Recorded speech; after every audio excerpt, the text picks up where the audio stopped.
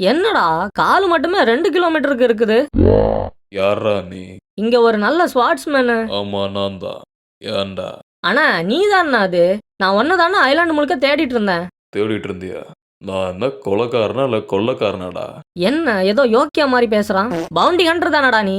டேய் யாரா நீ? நான் தான் சுகர் சோமு. சுகர் சோமுவா? இதுக்கு முன்னாடி நான் உன்னை பார்த்ததே இல்லையே. கூடிய சீக்கிரம் ஒன் பீஸை கண்டுபிடிச்சு கிங் ஆஃப் பைரட் ஆவேன். அப்ப இந்த உலகத்துக்கே என்ன பத்தி தெரிய வரும். அப்ப நீ பார்க்க தானே போற.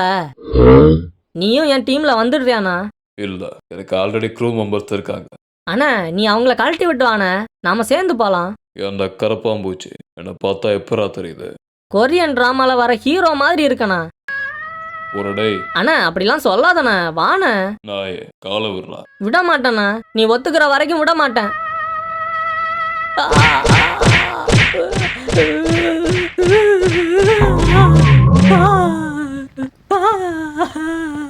டேய் ஜோரோ, எங்கடா போனேன்?